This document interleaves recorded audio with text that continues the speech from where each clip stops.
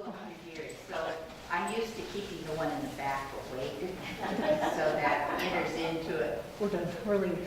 That's good. All right. We're going to talk about who's in your fan club. And you all have a handout. Well, this is.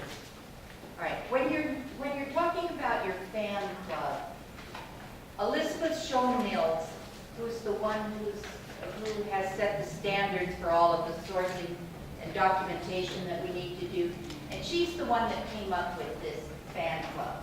So F stands for friends and family, A for associates, and N stands for neighbors.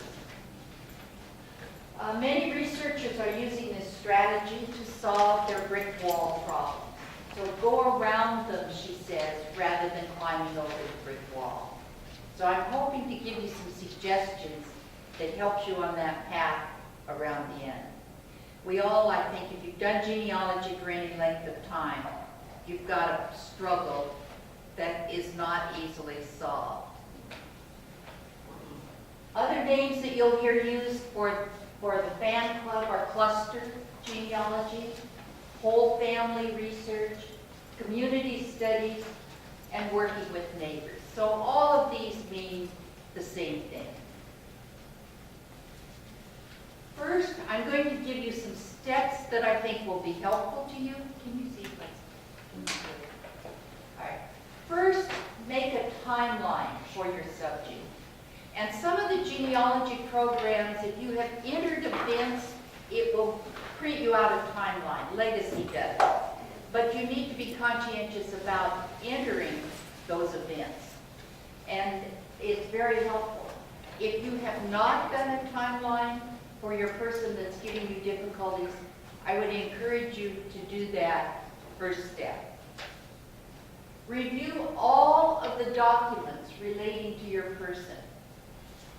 And I think that's probably the most important thing when you're doing problem solving, is to get out your file, get a new family group sheet, and go through, put down where you got all of that information. Did you get it from Aunt Martha? Did you get it off the 1900 census? Did you get it out of probate or tax records or whatever it was that you got that? And usually what people say to me when they come back and they've completed going through that research is somebody had written in their files while they had them in the drawer, because they found things they didn't know they had. Why? Because they didn't know enough when they got that record at the beginning. So those names didn't mean anything, or where they were, or why they moved. So I would encourage you to do that step. Don't say already know that. If you're going to do this conscientiously, go back and do a new family group sheet and mark down all of the sources where you have the information. If you have information that disagrees, record them both, because you're going to find, you may find two different marriage dates. Well, it turns out as simple as one is the date of the license and one is the date of the marriage. Or, in fact, they got a license and never got married. So you have a license, but you never can find the marriage. They didn't get married. So it's important to go back and look at each one of those documents in relationship to what you know at this point when you're at a place you can't go any farther. Look for names of associates and look for the repetition of names. When you're doing the census, always, always, always, and this is not just when you're at a dead end, but look up and down the page. Who else is on that page? And often you will find the parents are living there, brothers and sisters have married and are living there. And those of you who've worked on indexing census projects like for the Family History Center or Ancestry, after you've done a page or two and you think, you know what? These people all moved together. They all came from Pennsylvania, all of them. And so you have a cluster of people who moved as a group. People often move as a religious group, as a neighborhood group, as an ethnic group. So you may find that the neighbors all seem to have come from the same place. The children were all born in Pennsylvania and now live in Ohio. So note that. If you're doing like land records, look and see who was the witness, because you're going to find these names coming up over and over. Where do you find the fans? Everywhere. Who are the fans? Everyone your ancestor associated with. Look at extended family. If you're at a point where you can't go any farther, you need to back up a generation and go sideways. Because some of you probably only do direct line. You know, you find this family, and then you go back a generation. You find out that couple, you go back a generation. Only direct line. But often, if you're at a brick wall, or at least a stumbling place, you need to go sideways. You need more information, and you usually have to back up one generation to do that. So who are the brothers and sisters? Sisters are often harder to find. Women are harder to find in your research process. But your brother, the person's brother, may have owned land, may have been the sheriff, may have served on the court. You're going to find more records, so you need to go sideways. Look for their obituaries. If you're doing Texas research, look at those death certificates, because they often give you the parents. Who were the in-laws? The brother-in-law might be the one who is well known in the community. So look at that. Who were the cousins? Nieces and nephews. That extended family may be helpful to you. When you're doing the census, who is living in the household beyond parents and children? Were there other relatives and extended family? And you need to do every year your person is in the census. I have people who take my classes and they say, well, I did 1920. Yes. What about 1900, 1910, and 1930? I don't think I needed them. I knew who was in the household. But on 10 years earlier, you may have had either her mother or his mother living in the household, or the father. They're now alone and they're living there part-time. Very often on a census, you find a child who only lived to the age of 7. So they only show up on one census. Or, do any of you have problems with given name, calling names? So the child shows up Raymond on the census, but his name's really Glenn Raymond. I have Amos Branson Smith. Now, if you have to have a Smith, Amos Branson's a good one. But he always showed up as Branson on every record until he owned land. And from then on, he became Amos Branson, Amos B. Smith. So those are things that you're going to pick up on the census when you have done all of them. So keep track of that. And not only the census, the federal census that was done every 10 years, but if you're lucky, you may be working in Kansas or Iowa or New York, where there was state census done on the 5. And so now you have an even better picture. And all of this will be in your timeline, because you have a snapshot of that family every 5 years instead of just at 10. Are there any borders in that household? And how did they affect that family? Were there servants? Servant girls, very often they were young Irish girls who came to America, and they're working as a domestic servant. You know, so look at that. Who did the son of the family sometimes marry? That girl who was working as a servant, come from Ireland. So look at that. Who are the neighbors? look at the households before and after. And I would even encourage you to look at the census page before and after, the whole page. Now, genealogists aren't very patient people. So as soon as you find your person, what do? You go dashing off to find their parents. But take time to look at that page before, that page after, and at least minimum look up and down the page. If your person is the very top of the page or the very bottom of the page, always check, because there may be people of that family that started on the page before or carried over to the page after. So look at that. Make a list of the surnames, the head of households, and other names that are in the household. Because what you're trying to do is find out who were the people who affected your person's life. This is an example that I use of Charles Knupp, head of household. Irene, Rose Irene, was his wife. Alan J., a child 2 years old. And there's a lodger named George W. King. Irene was my dad's sister. She was getting a divorce from Charles Knupp, but she found out she was pregnant, so she went back and canceled the divorce until the baby was born. And then she came to California, brought the baby, and died when the baby was 4 years old. So, who came to get the baby?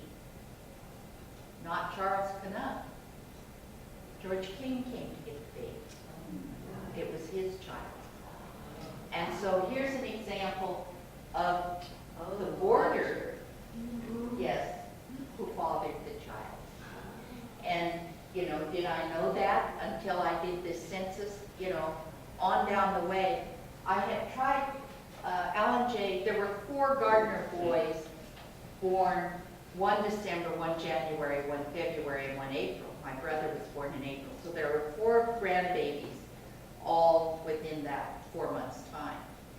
And 3 of them, I knew where they were, but Alan J. I could never find once he went to Kansas to live with his father. And so, did you corroborate that through verbal, or, you said you know it, but you don't actually know it for sure? that he was his father? Yeah. Yeah, I pretty much do. Okay. Irene was the oldest child, and then her sister Goldie was the second child. There were 10 of these Gardner children. And Irene died of colon cancer when she was like 40. But her older sister lived to be 100 plus 9 months. And so she was the one who helped me with this Gardner genealogy. And she would say, oh, this is, I just keep getting it all mixed up. I said, you're the only one I have to help me. You have to keep helping.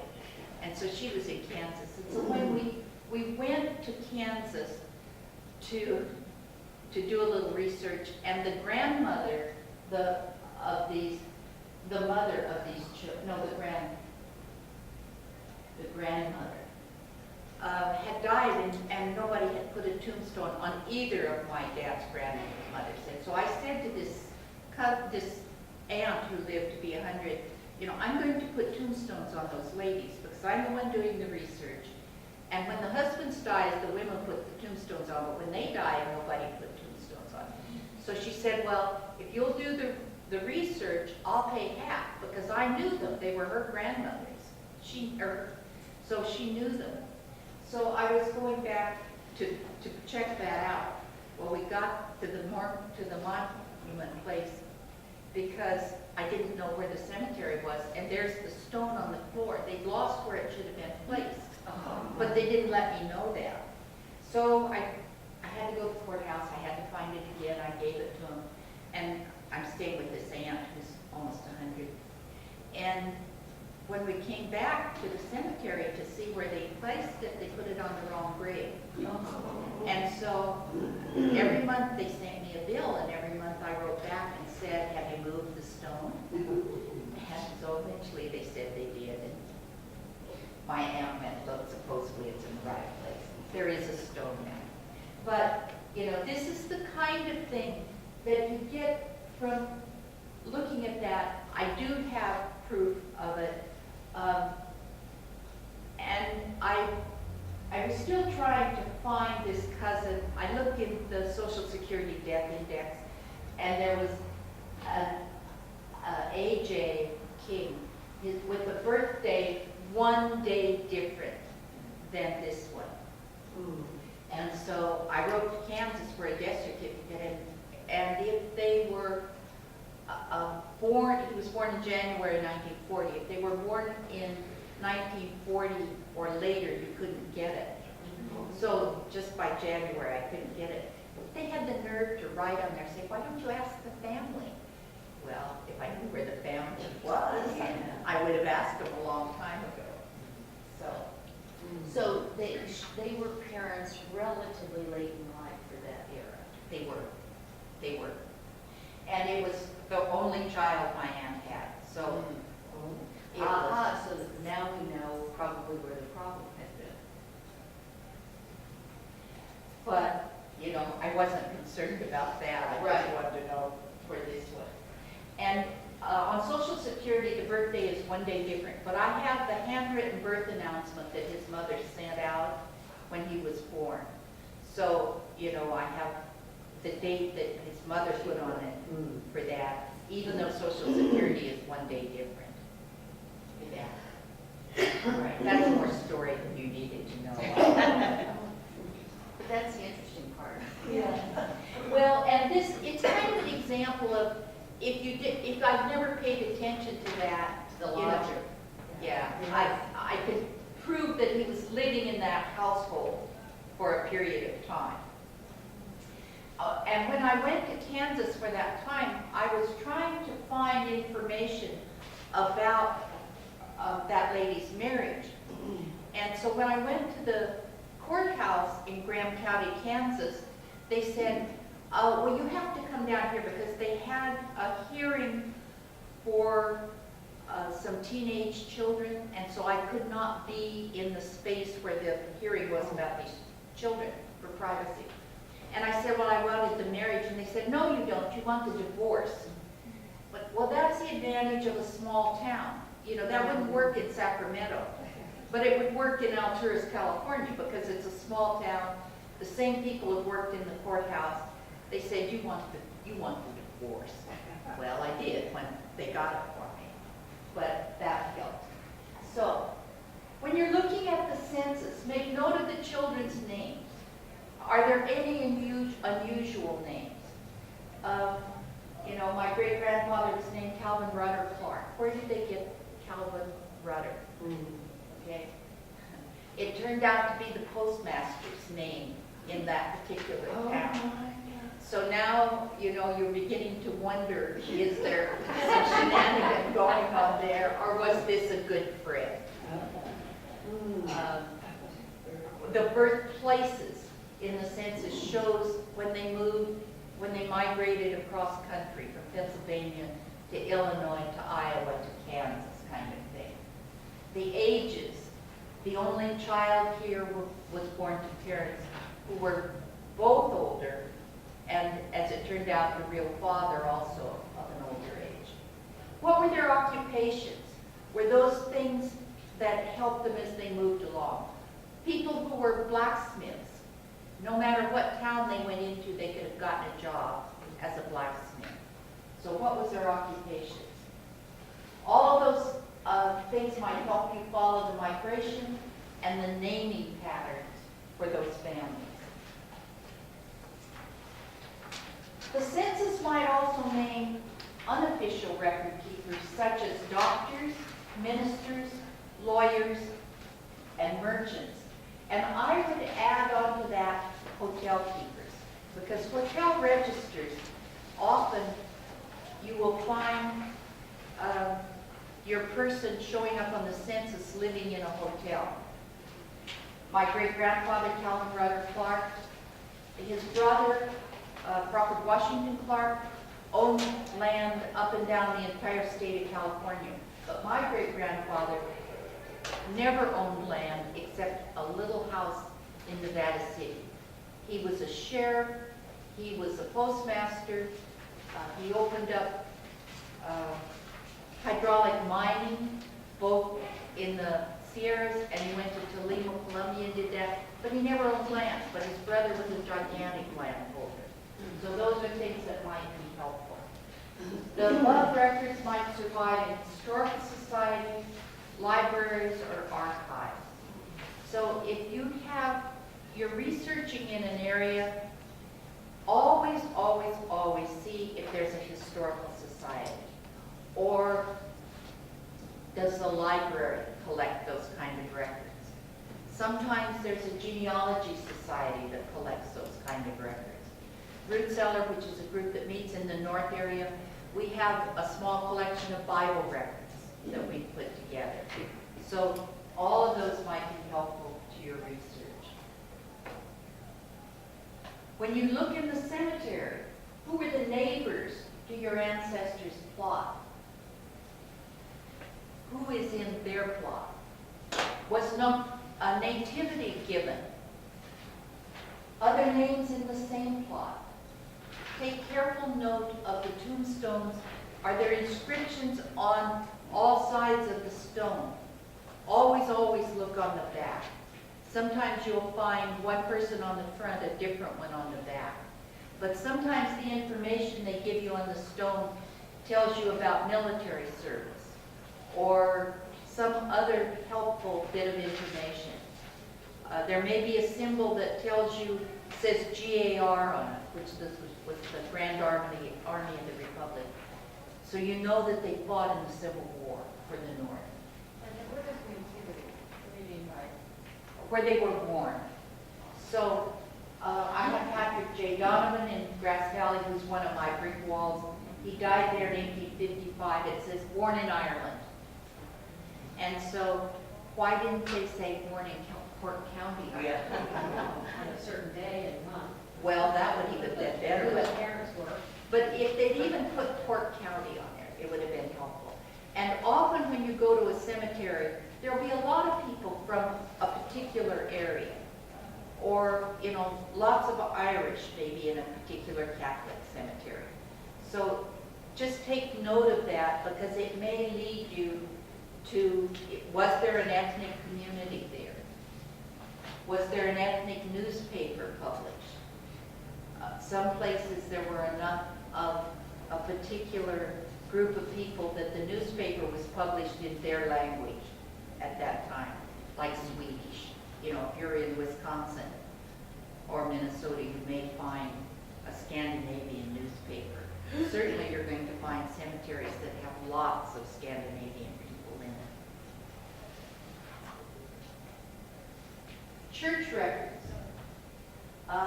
You want to look at the baptisms, marriages, and burials. In church records, they're not so much interested in the birth as the ritual of baptism. And in the early ones, you will not find a date of birth. You're going to find the ritual of the baptism or christening. Marriages and burials, the same. They're not so much interested in the date of death as the ritual of the burial. So earlier ones, you might find that. At the business minutes, because who is donating land or lumber or whatever to the church? Your ancestor may be one of those people. Look at the membership lists. It may tell you when they joined the church, so you have an idea of when they came into an area or when they left an area. Disciplinary action. I have Henry Gardner, who married in 1748 to Rachel Coe. Never mind, they had 13 children, all baptized in this church. When they were married, they were called before the board for misbehaving before marriage. Oh. And so that's written up in the minutes of the church. Don't settle for published abstracts or alphabetical lists of members. Try to read the original registers to glean the activities and the concerns of the membership. Because as soon as you get alphabetical lists, you lose the time frame that goes with it. Same with tax lists. If you're looking at tax lists, try to see the original tax lists because they were done by neighborhoods. Where if they transcribe them and put them in alphabetical order, even if it's just all of the B's together, you've lost the neighborhood. Sometimes you'll find census that has been transcribed. So the person came back and he put them in alphabetical order. All the C's together, all the D's together. Well, you've lost neighborhood. So you can't drive down that road, you know, to I knew where you lived, I knew where you lived, I knew where you lived. Now you're in alphabetical order, and so you're in this row, not how you lived. I've never seen that. Did that happen often when they put census in alphabetical order? No, not often, thank goodness, but they did do it. And when you see that and it's been copied over, you know, when they have put it in alphabetical order, that's one step away from the original information. So you hope that someplace the original information was saved. And the same when you see things published, like historical societies or places will publish an index to the census, it's very helpful to us, but it takes it out of the order of where people live. So you want to be able to get back to that census in the order that it was taken. When you're looking, for instance, this is a baptismal record from St. Joseph's Church in Lincoln, in Placer County. The baptism of Peter Wagner in November 22nd, 1894. It's written in Latin. They baptized the infant the 3rd of October. Here to Peter Wagner and Catherine Snyder. And you're down here, it's telling you who were the sponsors. So write those down because sponsors are often someone very close to the family or someone in the family. So anytime that you have a baptism, always note who were the sponsors. Here with marriages, you have Maloney Berry Barkhouse, and it's telling you here, 1895, it's telling that Johannes Maloney was Catholic and Dora Barkhouse was Protestant. So they had to get a dispensation. And so you've got now a clue about her maiden name, but you've also got their religious faith, and you have, again, the people who were the witnesses. So, Colson from San Francisco, and M, and I think that's Bray from Lincoln. So they're giving you the people who were the witnesses. If they're the witness to your baptism of your child or to your marriage, it's someone who's close to the family. So that's a name that you're going to want to put in your listings. This is the same church, the death record. It's telling you that it looks like Rachel Hoey died in Rockland. You have the date they were buried. Here, it's very helpful if you know where they died and then where they're buried. Here, died in Auburn, native of Loomis, buried in Rockland. So if you're trying to find those when you went to Nevada, that would have been very helpful to you if the church had been able to give you that to find your person. Deeds and other land records. Always, always, always know who are the witnesses. Because usually the witnesses were near neighbors or relatives. And if land had come from the mother or from the father to the wife, usually one of the persons who's a witness will be someone of her family. So just keep that in mind when you are looking at those names. Neighbors, often shown on plat maps, for meets and bounds. You know, we like rectangular survey, it's easier to find where the land was. But east of the Mississippi or Texas, a lot of the land is in meets and bounds. So it's from this pile of rocks to those trees to along the stream, to give you that. But when they platted that land, they almost always gave who were the neighbors adjacent to that land. So that's something we don't get often in rectangular survey. Sometimes, but not as much. So look for the neighbors there. Patents, surveys, grants, land entry files, field notes may exist both at the state and federal level. And when you're looking at like the BLM records, sometimes you can look and see who were the adjacent landholders. And those are people, when they were courting, how far did they go? Not farther than they could walk like 3 miles. So, you know, you need to look at the distances. There are land ownership maps that plat farm locations. It's a series by Gregory Boyd, and it identifies first settlers. So if you're looking at something, you see a map for an area that has Gregory Boyd's name on it, always take a look at that, because they're helpful in identifying who owned the land and who were the neighbors. Immigration lists may be helpful to you. Ships are a community also. Read the full roll in search of others with similarities. Surname, last known address, or the same goal of settlement. Now, I need to go back and reread some of the immigration lists that I've looked at. Because again, it's like census. You find your family or your person. Did you read the entire ship's list? I didn't. I had my person. I would, you know, I'm yay, I've got him. But go back and look and see where they originated. Where are they going?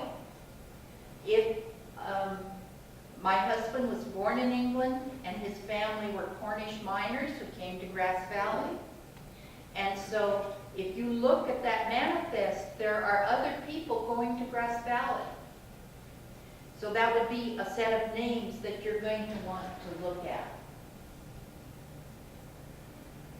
And Glenda, when a child is born on the ship, is that put in a special place in the passenger list, or is it put only where they land?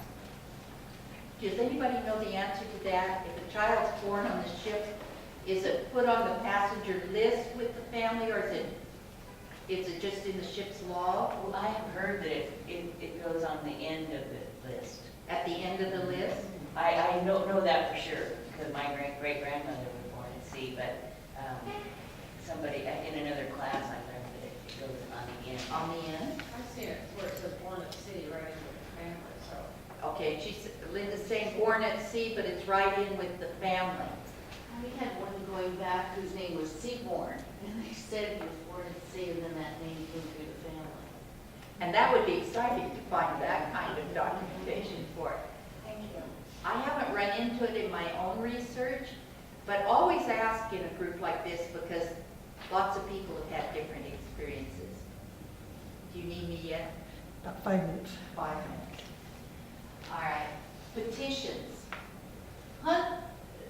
This is a statement by Elizabeth Schoen Mills. She said, petitions, hunt these with a passion and do not settle for published lists that mask ancestral signatures, neuter the context, and often present names out of the original sequence.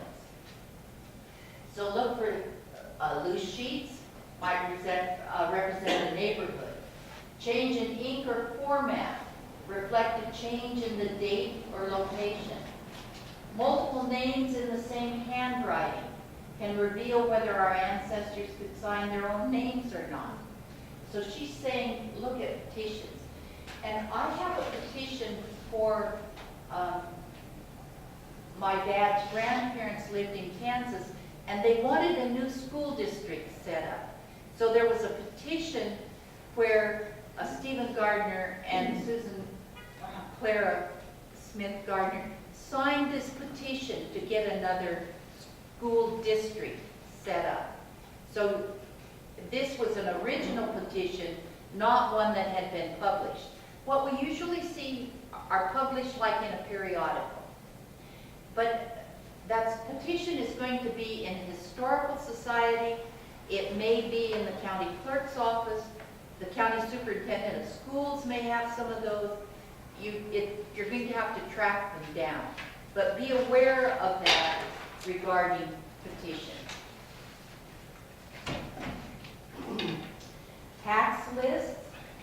Tax lists are sometimes listed by surname semi-alphabetically as all those C's put together. Watch for the proximity of names.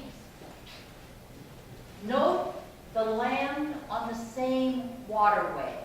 So if you find several people who live on Locust Creek, they're going to be neighbors because they live on the same waterway. Note the land in the same settlement tract. They may call it a particular name. Or if you're working in Maryland and sometimes in Virginia, they named the estates. So every piece of land had a name. Locust Grove. So you could look up who owned that land by Locust Grove as well as by who owned it. If the tax list is dated, look for other entries made on the same date. Why? Because the tax collector could not ride very far in a day. So if it was the taxes were collected on the same date, you're probably in the near area. Okay. We're going to take a couple minute break because Beth is changing the film. I get lots of starts. I had 37 markers done, which was at that. But are you ready now?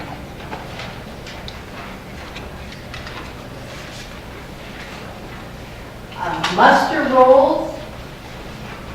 Most of the counties had militias, and so at the county level, the rolls listed the males of service in the age within that militia district.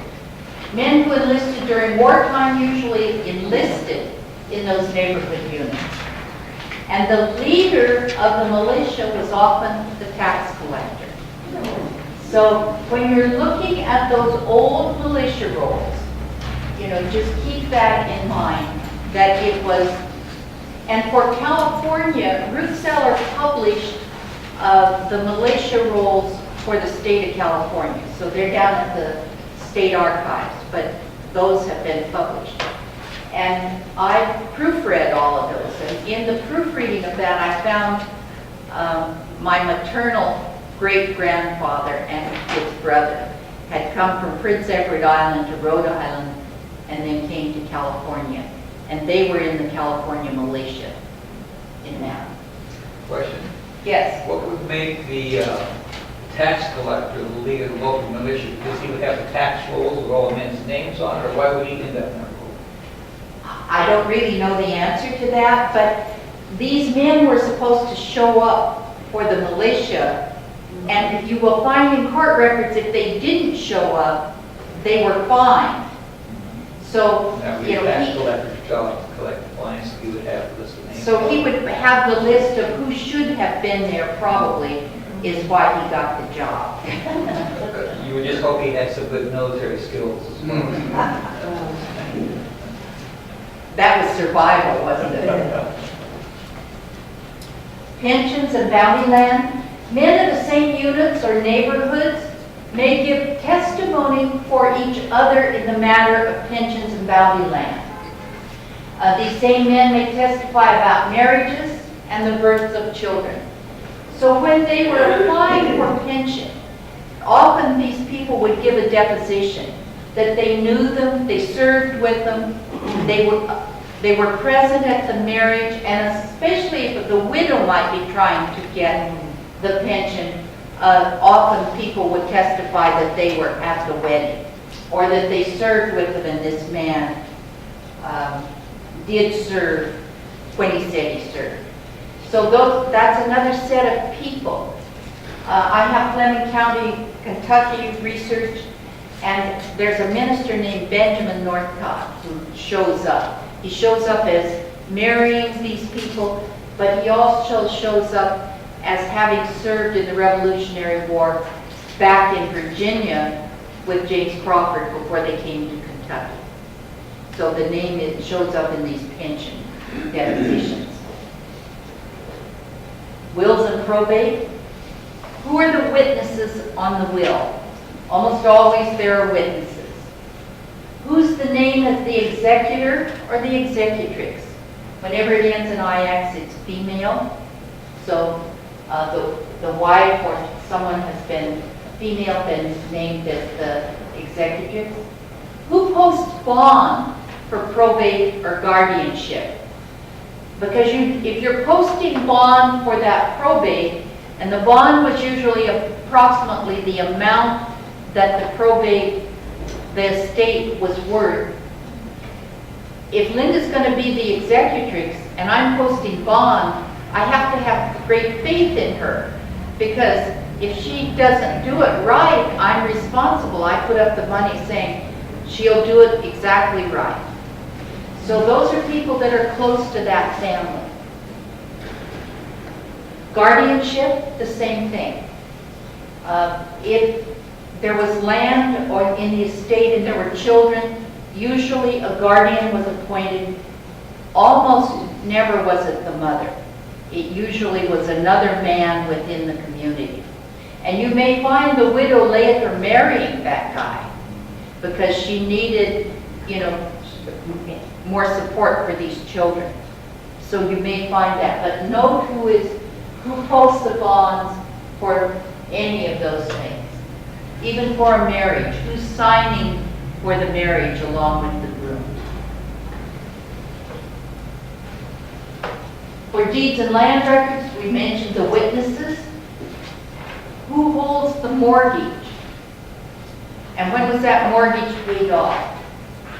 What was the amount of money that changed hands? If it's a very small amount of money, it may have been from father to son or uncle to nephew because they're essentially giving them the land. They're not charging him what would be the regular amount. Notice neighbors that are named on adjacent parcels. It'll say it's the corner of someone's land or adjoining the land of. Who are those neighbors? If you're lucky enough to have a plat or a survey that's drawn of the land, it may show you who were the adjacent landholders. Now you may have already found that in census records, you may have found it in the tax list, but you may find it on those plats and surveys. If your person was naturalized, they needed witnesses to swear that they were honest, upstanding citizens. The witnesses may come from the same place in the old country. They may have come on the same ship. Or they may have been the family that was already there and the people came to them to join that family. So chain migration, where someone comes, the next one comes, the cousins come for that. Watch for that in the naturalization records. I mentioned these maps earlier by Gregory A. Boyd. They're usually listed as Gregory A. Boyd family maps of and then the county and state. Shows you the plats of the original landowners and township by township. Boyd's maps are drawn from the Bureau of Land Management database, and they're free online if you can find them. And this address, I think it's in your handout. It is. Okay. So you can look up to see about those. When did they start naturalizing people? I mean, I have some relatives that there's no record of them being, they're from England, but they were, as far as I know. What century were they here? It's 1600? Oh, no. Yeah. But how late, that's why I was curious, when did they start naturalizing people? I don't know the exact date, but I know in the 1900s we were naturalizing them. Okay. Well, in 1853, my great-grandfather was, but I mean, so probably in the late 1700s. It depends when. I have Conrad Zeil, Z-I-L-E, who was a German soldier who came and fought on the side of the British in the Revolutionary War.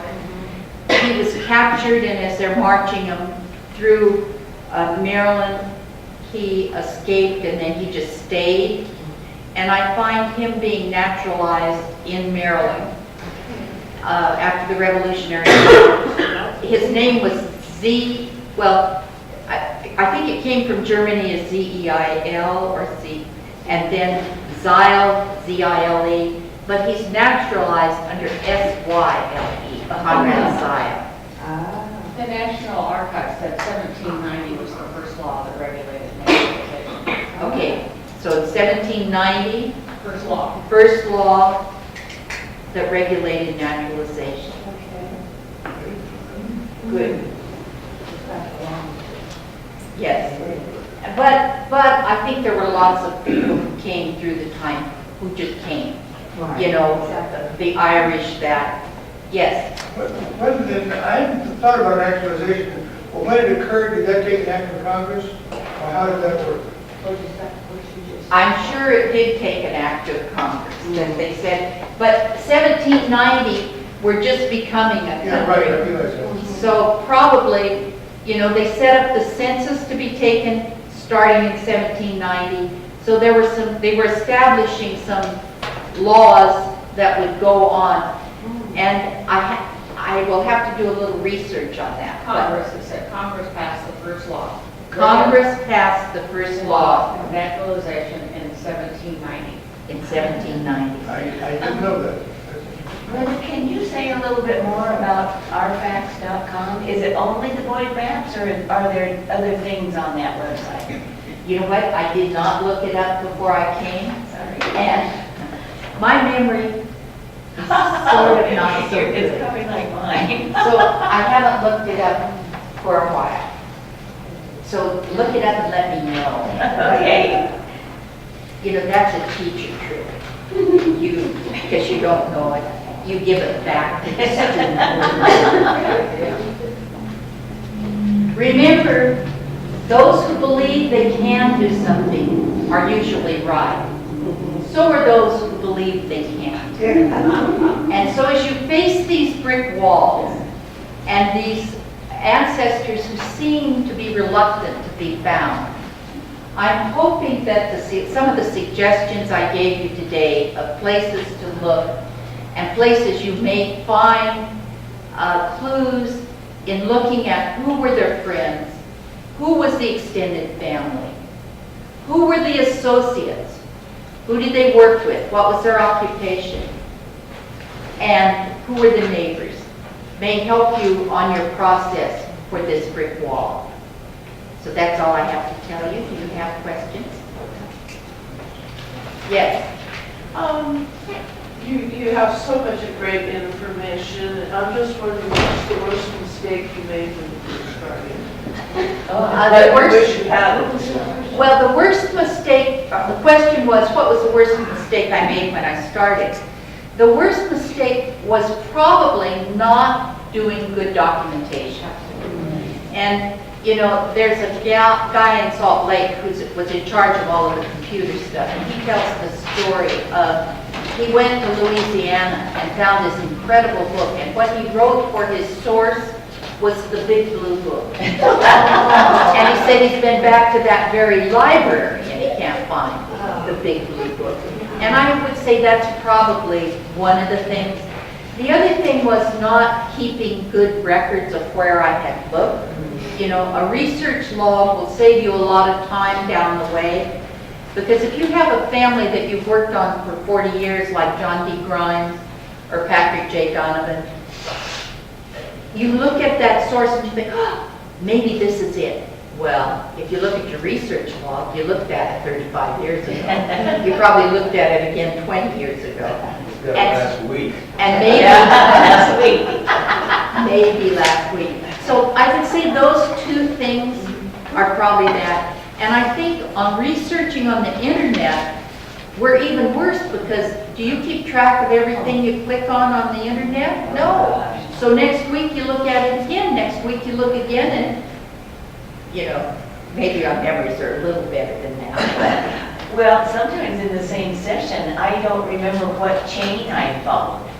You know, it's like you click on so many things and then you try and go back and repeat it, and a lot of times you can't do it. So I think that's a fallacy right now that we're not keeping good record of where we've looked. Other questions? Good luck with your research. Thank you for coming today. Thank you.